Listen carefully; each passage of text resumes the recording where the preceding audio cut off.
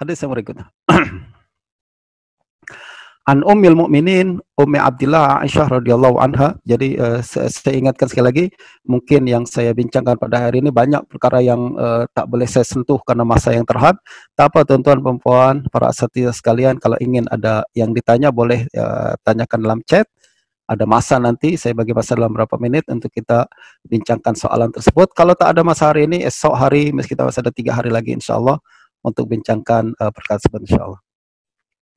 Hadis yang kelima, an Ummil Mukminin Ummi Abdillah Aisyah radhiyallahu anha annaha qalat qala Rasulullah sallallahu alaihi wasallam man ahdatsa fi amrina hadza ma laysa minhu fahuwa rad rawahu Al-Bukhari wa Muslim wa fi riwayatin li Muslim man amila amalan laysa alaihi amruna fahuwa rad.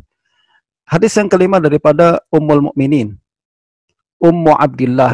Ummu Abdillah adalah panggilan Siti Aisyah. Aisyah radhiyallahu anha. Siti Aisyah tak punya anak.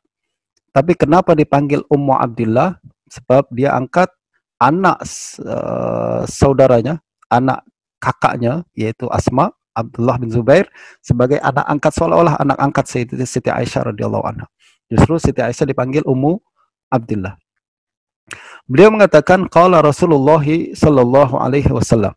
Rasulullah sallallahu alaihi wasallam bersabda, man ahdasa fi amrina hadza ma laysa minhu fahuwa rad. Kata Nabi sallallahu alaihi wasallam, barang siapa yang ahdas itu membuat perkara baru, mereka-reka, mengada-ada, fi amrina hadza, dalam urusan kami ini. Apa urusan kami ini? Maksud dalam agama kami ini, dalam agama Islam ini. Ma laysa minhu, mengadakan sesuatu yang bukan bagian daripadanya, fahuwa rad, maka ia tertolak. Hadis riwayat Imam Bukhari Muslim. Jadi hadis ini secara umumnya adalah berbincang berkenaan dengan amalan yang diterima dan amalan yang di-reject. Mana amalan kita yang diterima oleh Allah Subhanahu wa taala dan mana amalan kita yang ditolak oleh Allah Subhanahu wa taala. Syarat penerimaan amalan, hadis ini mengatakan adalah mesti mengikut aturan. Jangan buat aturan sendiri. Dan saya rasa ini common sense, teman-teman puan. Ini adalah common sense. Bagaimana common sense? Kalau kita ingin lulus dalam satu university, misalkan kita masuk dalam satu university, mendaftar di UIA misalkan, lalu kemudian kita ingin mengatakan, saya ingin lulus sebagai pelajar, dapat degree daripada UIA. Ya, untuk dapat degree itu apa? Syaratnya ikut peraturan yang ada dalam university, yaitu mesti buat tugasan, halakat bahas kena buat, ujian kena hadir, kemudian kelas kita kena hadir, apa yang ditugaskan oleh guru kita buat. Maka buat semua, engkau akan lulus. Dapatlah dianugerahkan degree.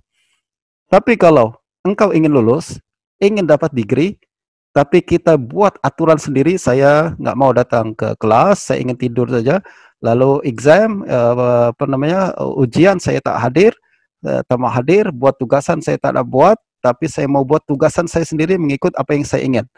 Maka adakah dia layak untuk mendapatkan degree? Saya rasa dia tak layak untuk mendapatkan degree. Nah, apa yang engkau buat tuh rad. Apa yang engkau buat ditolak, tak diterima. Kenapa? Ingin lulus, ikut aturan. Begitu juga dalam agama Islam. Ingin Allah terima amalan kita, ikut aturan yang Allah tetapkan. Ingin masuk surga Allah Subhanahu wa taala, ikut aturan yang Allah tetapkan, yaitu sebagaimana yang telah ditetapkan oleh baginda Nabi sallallahu alaihi wasallam. Justru siapa yang buat aturan sendiri, maka perkara tersebut ditolak. Maksudnya tak akan dapat pahala dan dia bukan termasuk perkara yang diterima dalam agama Islam. Dalam hadis riwayat Imam Muslim, man amila amalan laisa alaihi amruna fahuwa rad. Siapa yang beramal tanpa ada amr kami, perintah kami, aturan kami, tak ikut aturan kami, maka amalan tersebut tertolak. Ini secara umum perbahasan tersebut, makna hadis ini yaitu berkaitan dengan mana amalan diterima oleh Allah Subhanahu wa taala dan mana amalan yang di-reject oleh Allah Subhanahu wa taala. Nah, apabila hadis ini berbincang berkenaan dengan perkara yang diterima oleh Allah Subhanahu wa taala, perkara yang ditolak, kemudian kaedahnya adalah mesti ikut aturan. Soalan kita adalah, ikut aturan itu seperti apa? Adakah mesti ucapan, mesti ada direct nas daripada Nabi Sallallahu Alaihi Wasallam? Tentulah tak ada khilaf di kalangan ulama. Kalau ada perintah Nabi, mesti kita buat mengikut perintah Nabi. Masalahnya ada banyak perkara-perkara lain yang Nabi tak sebutkan. Nabi tak sebutkan. Lalu kemudian perkara tu kalau kita buat, adakah kita tak dapat pahala juga? Ataukah kita boleh dapat pahala dalam perkara ini? Justru ini berkaitan dengan makna bid'ah sebenarnya, tuan-tuan. Sebenarnya akan ada perbincangan bid'ah nanti dalam hadis ke berapa puluh, saya lupa nanti, tapi sekarang kita bincang berkenaan dengan muhdasat, perkara-perkara yang kira sebagai direka-reka dalam agama. Mana sebenarnya perkara yang dikira sebagai rekaan dan yang mardud, yang di-reject dan tidak dapatkan pahala, dan mana yang walaupun tak ada nas sarih daripada Nabi, akan tapi dikira sebagai perkara taat juga. Nah, suka saya untuk sebutkan, kalau ada masa tuan-tuan ini, untuk baca kitab Hasyiah Imam As-Sindi, yaitu dia menukil daripada kitab ucapan Al-Qadhi Baydawi daripada Syarah Al-Masabih. Beliau mengatakan, menjelaskan makna hadis ini, man ahdasa fil Islam, seperti man ahdasa fi amrina, maksudnya siapa yang mereka-reka dalam perkara kami, maksudnya adalah man ahdasa fil Islam, siapa yang mereka-reka sesuatu dalam agama Islam, ra'yan, yaitu satu pemikiran, lam yakun lahu minal kitabi wa sunnati sanadun zahirun au khafiyun malfuzun au mustanbatun fahuwa raddun alaih. Makna hadis ini adalah siapa yang mereka-reka satu pendapat dalam agama Islam yang tak ada sandarannya dalam agama Islam daripada Al-Quran dan Sunnah, sanadun zahir au khafi, yang tak ada sandarannya secara zahir ataupun khafi, maknanya yang betul-betul dikira sebagai bid'ah macam ni, yaitu tak ada dalil daripada Al-Quran dan Sunnah secara zahir. Zahir itu secara eksplisit disebut dalam hadis, ataupun tak ada dalil secara khafi, secara isyarat. Secara eksplisit tak disebut, secara implisit pun tak ada. Malfuzun au mustanbatun, yaitu ditulis secara lafaz atau secara istinbat. Itu yang disebut sebagai bid'ah, dan itu yang disebut, itu yang kemudian di-reject. Bermakna apa, tuan-tuan puan, para asatidzah sekalian? Kalau perbuatan tersebut memang tak disebut secara eksplisit, tapi dia mustanbat, boleh dikeluarkan secara istinbat daripada hadis, maka dia tidak dikira sebagai bid'ah juga. Ini yang kemudian membedakan antara bid'ah yang dikira sebagai bid'ah, yaitu yang sama sekali tak ada dalilnya. Sebab kalau kita bincang tentang dalil, tuan-tuan, saya selalu ingat saya belajar di Syria, kalau ditanya berkenaan dengan apa dalil perkara ini, apa dalil perkara tersebut, dalil dalam perbincangan para ulama, dia adalah lebih luas daripada Al-Quran dan Sunnah saja. Quran, hadis, ijma' dan qiyas, itu adalah dalil muttafaq alaih, yang disepakati.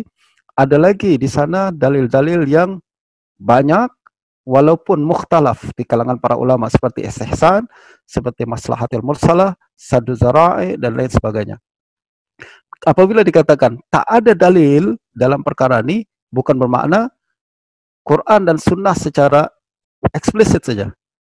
Akan tapi Quran, Sunnah tak ada secara eksplisit, juga tak ada secara istinbat. Tak ada secara malfuz dan tak ada mustanbat, tak ada secara zahir dan secara khafi, maka perbuatan itu dikira sebagai bid'ah.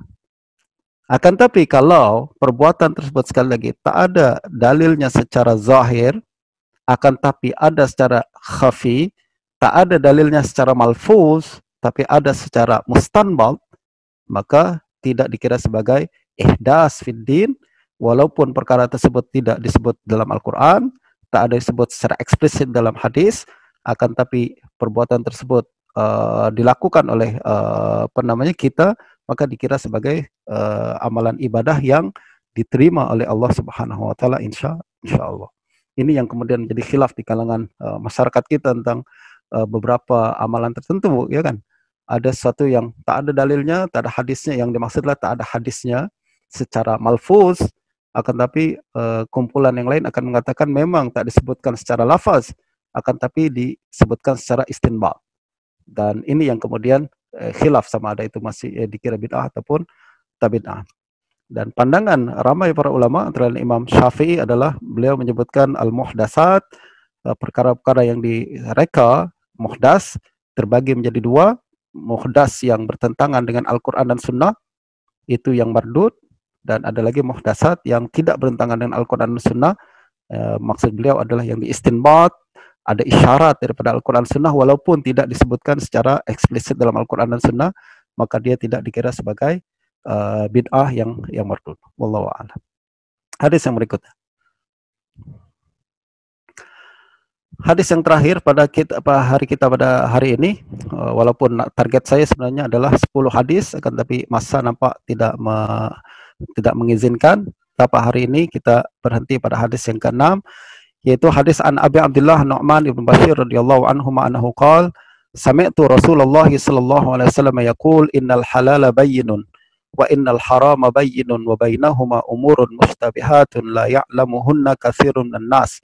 Faman ittaqa syubuhat faqad istabra'a li dinihi wa 'irdihi wa man waqa'a fi syubuhati waqa'a fil haram karra'i yar'a haula al-hima yushiku an yaqa'a fihi ala wa inna likulli malikin hima ala wa inna himallahi maharimu ala wa inna fil jasadi mudghah idza saluhat saluhal jasadu kulluhu wa idza fasadat fasadal jasadu kulluhu ala wahyal qalb. Rawahul Bukhari wa Muslim.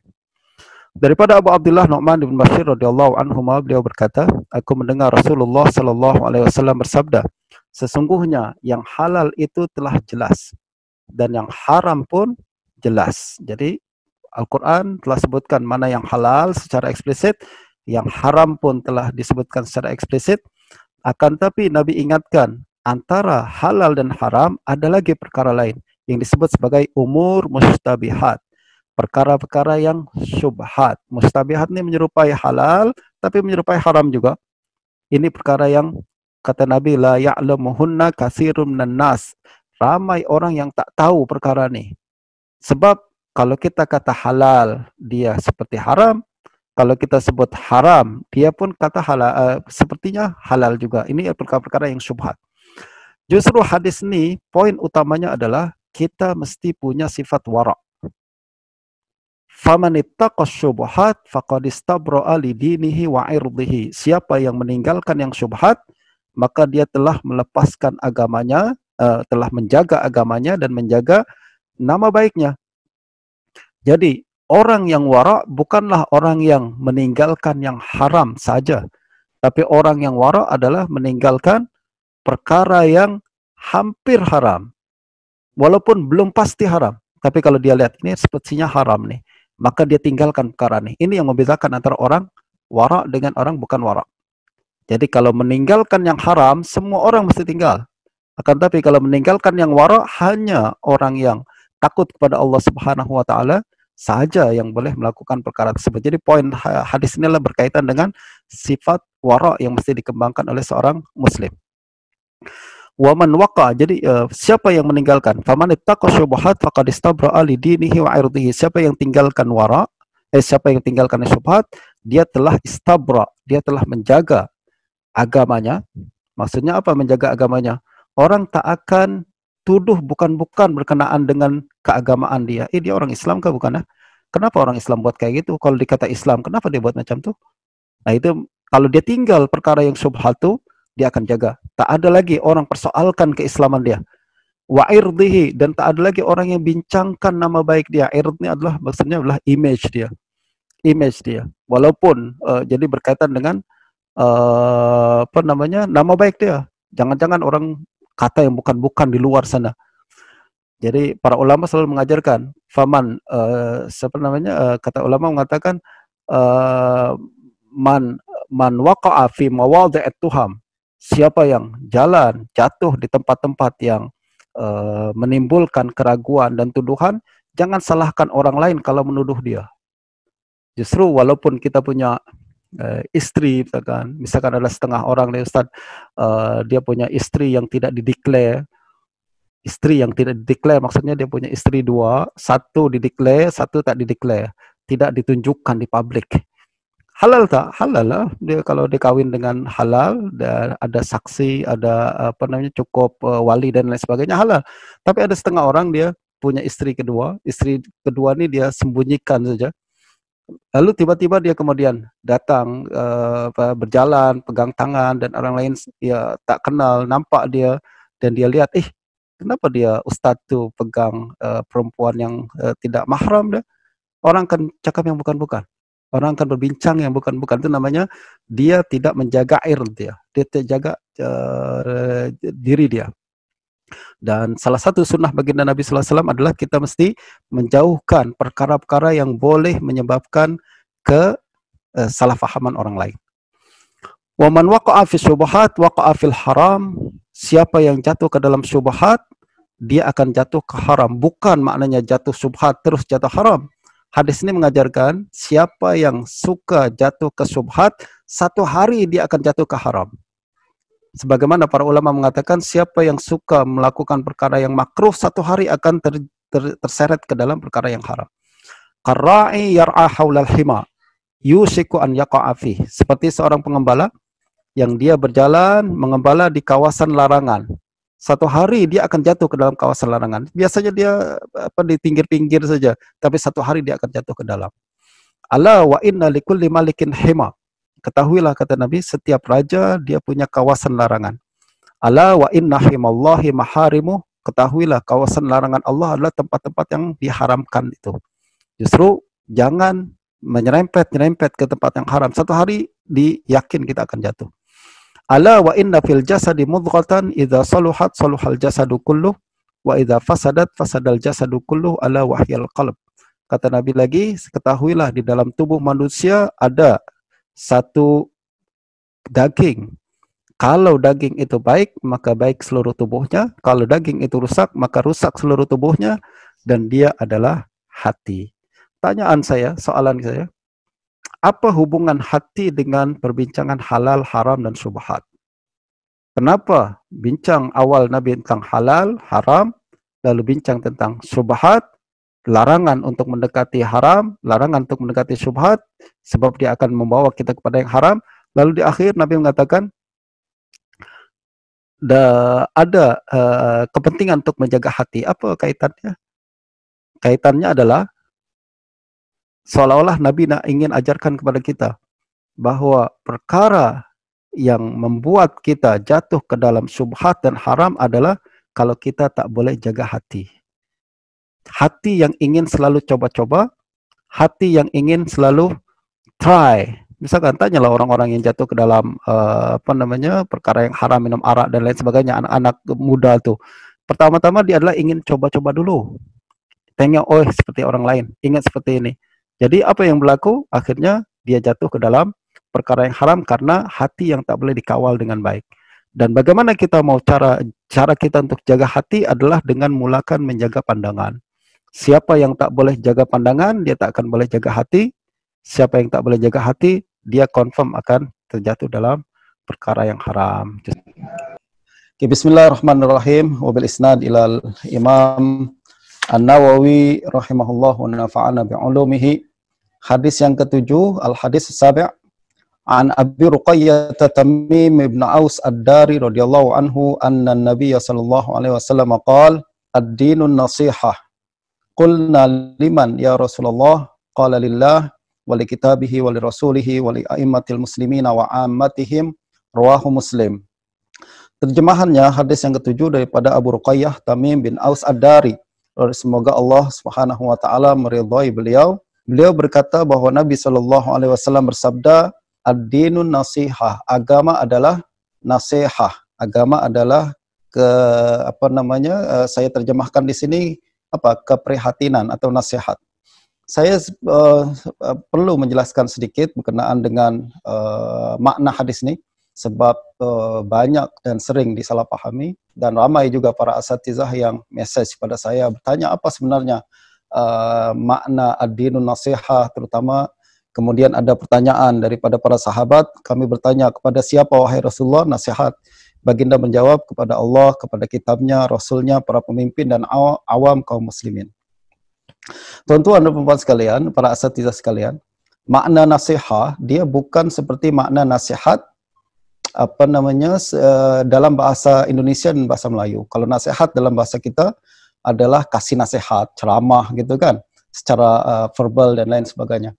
Akan tapi sebenarnya nasihat ini diambil daripada kalimat nasih atau nasuh. Nasuhal asal bermakna asal madu yang jernih, madu yang bersih. Nasuhal asal bermakna madu yang bersih dan tak ada bersih daripada campuran lilin rumah lebah tersebut yang sudah disaring betul-betul pure honey, itulah disebut nasuhal asal. Dan kita juga tahu dalam bahasa kita ada yang namanya taubatan nasuha. Taubatan nasuha. Apa makna taubatan nasuha? Taubatan nasuha adalah taubat yang bersih, yang jernih. Jernih daripada apa? Jernih daripada keinginan untuk mengulang kembali dosa tersebut. Kalau taubat tersebut masih ada keinginan untuk kembali, maknanya belum taubatan nasuha. Nasuha adalah maknanya taubat yang betul-betul pure, jernih, murni, dan tak ada keinginan sama sekali untuk kembali melakukan dosa tersebut. Nah, sekarang kalau kita mengatakan ad-dinun nasihah, apa maknanya? Jadi kalau saya terjemahkan, para ulama mengatakan makna nasihah adalah iradatul khair lil ghair. Iradatul khair lil ghair. Keinginan untuk memberi kebaikan kepada orang lain. Justru saya menerjemahkan makna nasihat di sini adalah nasihat adalah keinginan, ketulusan hati kita untuk memberi kepada orang lain, untuk contribute kepada orang lain, untuk menyumbang kepada orang lain, untuk berkhidmat kepada orang lain. Itu namanya nasihat. Dan tak ada sifat khianat. Yang ada adalah memberi, bukan mengambil keuntungan. Nah, kalimat ad-dinun nasihah bermakna agama kita intinya adalah nasihat tuh. Seperti mana kalimat dalam hadis Nabi berkenaan dengan al-hajju arafah. Al-hajju arafah bermakna haji adalah arafah. Kita sama-sama tahu bahwa haji, manasik haji bukan cuma wukuf di arafah saja. Ada tawaf, ada sa'i, ada mabit dan lain sebagainya. Tapi kenapa Nabi mengatakan ad-din al-hajju arafah? Haji adalah wukuf di arafah. Menunjukkan bahwa rukun terpenting ibadah haji adalah wukuf di Arafah. Nah, apabila Nabi mengatakan ad-dinun nasihah, agama adalah nasihah, bermakna agama intinya adalah sifat nasihah itu, yaitu keinginan untuk menyumbang kepada orang lain, keinginan untuk berkhidmat kepada pihak lain. Dan ini menunjukkan bahwa agama Islam, poin dia, inti dia adalah inti memberi sumbangan, keinginan untuk berkhidmat, keinginan untuk memberikan kebaikan kepada orang lain. Nah, justru para sahabat lalu bertanya, nasihat ini perlu diberikan kepada siapa wahai Rasulullah? Qulna liman ya Rasulullah? Baginda menjawab, lillah wali kitabihi wali rasulihi wali a'immatil muslimin wa ammatihim. Yang pertama, nasihat tuh perasaan untuk atau keinginan untuk berkhidmat tuh kita mesti berikan kepada Allah. Pertama, kita mesti ingin berkhidmat kepada Allah Subhanahu wa taala, dan tentu saja di sini bermakna khidmat kepada agama Allah Subhanahu wa taala. Yang kedua, khidmat kepada kitab Allah. Yang ketiga, khidmat kepada Rasulullah sallallahu alaihi wasallam. Kalau dulu baginda masih ada bersama kita, kita akan berikan hidup dan mati kita, harta dan jiwa kita, khidmat kepada baginda Nabi sallallahu alaihi wasallam. Pada hari ini apabila baginda sudah tak bersama kita, maka apa yang kita buat adalah kita mesti ada keinginan untuk berkhidmat kepada hadis Nabi sallallahu alaihi wasallam, pada sunnah. Dan mudah-mudahan apa yang kita lakukan pada hari ini adalah ditulis sebagai salah satu bentuk khidmat kita, nasihat kita kepada baginda Nabi sallallahu alaihi wasallam, terutama pada malam yang mulia ini, di pertengahan bulan Sya'ban ini. Yang berikutnya adalah khidmat, nasihat kita mesti kita berikan kepada a'immatil muslimin, kepada para pemimpin kaum muslimin, Ada keinginan kita untuk berkhidmat kepada mereka, tidak mengkhianati mereka. Yang berikutnya adalah kepada awam kaum muslimin, maknanya kepada seluruh rakyat, seluruh manusia. Jadi kita mesti ada keinginan untuk menyumbang kepada mereka, memberikan yang terbaik kepada mereka, bukan ada keinginan untuk menyakiti mereka atau mengkhianati mereka. Nah, justru kalau saya boleh ringkaskan macam ini, nasihah lawanannya adalah khianat. Nasihah adalah kesetiaan, keinginan untuk memberi, keinginan untuk berkhidmat, keinginan untuk menyumbang, itu nama nasihat. Lawanan dia adalah khianat, keinginan untuk menjatuhkan orang, keinginan untuk membahayakan orang lain dan lain sebagainya. Justru kalau kita mau kaitkan kepada hadis-hadis yang lain, Nabi SAW mengingatkan bahwa ada seorang laki-laki masuk surga karena menyingkirkan gangguan di tengah jalan, karena salah satu bentuk nasihat. Karena dia tidak ingin orang lain terjatuh di jalan tersebut, terganggu di jalan tersebut. Atau Nabi SAW mengingatkan pada masa yang sama ada orang lain yang masuk neraka karena seekor kucing. Sebab tak ada perasaan khidmat, memberikan yang terbaik kepada orang lain.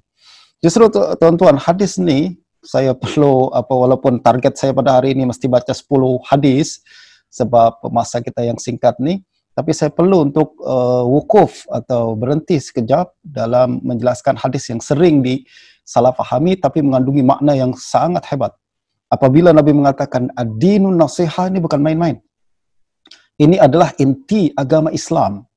Kalau agama Kristen mengatakan bahwa inti mereka adalah agama cinta misalkan, the religion of love, kita disebutkan oleh Nabi bahwa agama Islam adalah agama nasihah, bermakna agama kita adalah agama menyumbang untuk kebaikan sejagat, kepada kebaikan semua. Kalau kita menjadi Muslim tak ada keinginan untuk memberi kepada orang lain, menyumbang kepada orang lain, keinginan untuk menyelamatkan dunia ini, menyelamatkan kesusahan orang lain dan lain sebagainya, maka kita belum ada sedikit pun bagian daripada agama Islam yang Nabi sebut sebagai ad-din an-nasihah. Hadis yang berikutnya yang ke-8. Wa an Ibnu Umar radhiyallahu anhuma anna Rasulullah sallallahu alaihi wasallam qala umirtu an uqatila an-nas hatta yashhadu an la ilaha illallah wa anna Muhammadan Rasulullah wa yuqimus shalah wa yu'tuz zakah fa idza fa'alu dzalika asamu minni dima'ahum wa amwalahum illa bihaqqil Islam wa hisabuhum 'ala Allah ta'ala. Rawahul Bukhari wa Muslim. Terjemahannya daripada Ibnu Umar radhiyallahu anhu, Rasulullah sallallahu alaihi wasallam bersabda, aku diperintahkan untuk memerangi manusia sehingga mereka mengucapkan persaksian bahwa tiada Tuhan melainkan Allah dan Muhammad utusan Allah, mendirikan salat dan menunaikan zakat. Apabila mereka telah melakukan perkara tersebut, sebelum itu aku diperintahkan untuk memerangi manusia. Apa maksudnya? Adakah Nabi disuruh untuk berperang? Dipahami bahwa agama Islam adalah agama perang, agama pedang dan lain sebagainya. Bukan. Ini diperintahkan berkaitan dengan keadaan peperangan dalam Islam adalah perkara yang terpaksa. Kalau terpaksa dilakukan, maka tak ada jalan lain, maka perang dilaksanakan pada saat tersebut. Tuan-tuan boleh rujuk kepada ke kitab Minhaj, Syarah Minhaj Imam Asy-Syarbini. Apabila berbincang tentang jihad, beliau mengatakan bahwa selagi mana kita masih boleh menyebarkan Islam dengan cara yang lain, boleh melaksanakan berdakwah dengan cara lain, dengan cara yang tak mesti dengan peperangan, maka tidak disyariatkan untuk berperang. Tengok dalam fiqh Syafi'i kita. Nah, justru Nabi mengatakan, aku diperintahkan untuk memerangi manusia, bermakna aku diperintahkan untuk terus, kalau berlaku peperangan, maka kita akan terus berlaku peperangan tersebut sampai musuh menyerah dengan mengucapkan persaksian bahwa tiada Tuhan melainkan Allah dan Muhammad utusan Allah. Seperti mana yang berlaku pada Sayyidina Usamah ibn Zaid. Ya, apabila dia berperang, lalu kemudian dia nampak ada seorang musuh yang membunuh ramai tentara Islam, lalu Usamah pun mendekati dia, lalu berlaku perkelahian antara dia dengan musuh tersebut.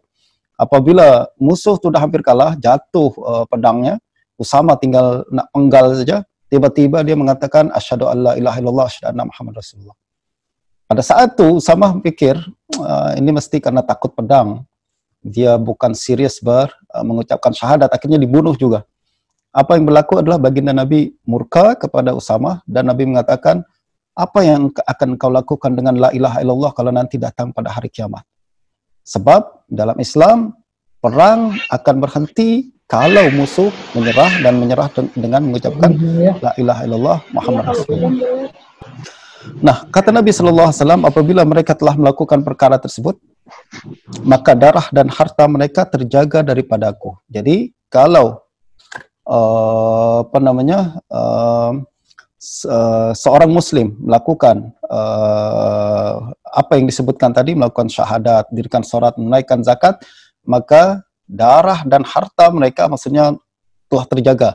Darah maksudnya dia sudah haram dibunuh, harta mereka haram diambil, melainkan untuk hak Islam, melainkan kalau berlaku hak Islam di situ, seperti zakat, bolehlah ambil harta dia. Khuz min amwalihim sadaqatan tutahhiruhum wa tuzakkihim biha.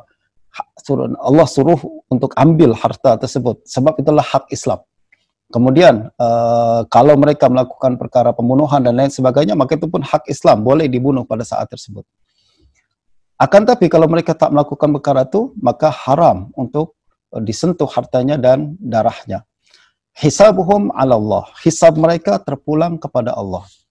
Jadi apa hukum hakam yang kita ambil daripada hadis ini? Yang paling penting, message pada hadis ini adalah Islam memperlakukan orang lain mengikut zahir. Mengikut zahir dia. Kalau kita lihat orang tu sudah melakukan salat, orang tu melakukan zakat, jangan sekali-kali kita katakan engkau ni pura-pura saja. Engkau sebenarnya munafik saja. Engkau sebenarnya bukan orang Islam, akan tapi engkau cuma melakukan perkara ini untuk mengelabui orang lain, dan perkara itu haram di sisi agama Islam. Nabi mengatakan kalau orang sudah syahadat, sudah mendirikan salat, menunaikan zakat, maka by right dalam Islam status dia adalah seorang muslim. Adapun dia betul-betul atau tak betul melaksanakan salat tu, adakah dia betul ikhlas tak ikhlas, atau dia takut takut manusia atau takut Tuhan, bukan urusan manusia. Itu adalah urusan Allah Subhanahu wa taala, nanti Allah akan hisab dia.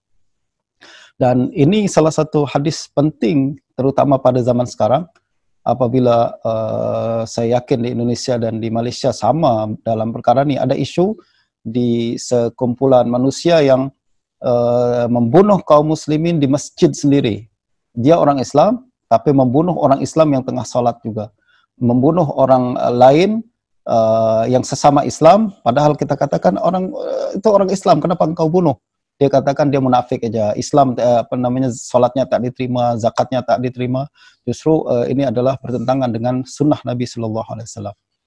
Islam, sekali lagi Nabi ingatkan, kalau orang sudah menunjukkan Muslim, zahirnya Islam, penampilan dia Islam, maka bukan urusan kita untuk belah dadanya, ingin tahu apakah dia betul-betul Islam atau bukan Islam. Itu urusan Allah Subhanahu wa taala. Hisabuhum 'ala Allah. Kita sebagai seorang mukmin hanya perlakukan dia mengikut zahir dia. Nah, justru kalau dia meninggal dunia, kuburkan di kuburan kaum muslimin. Kalau dia meninggal dunia, kita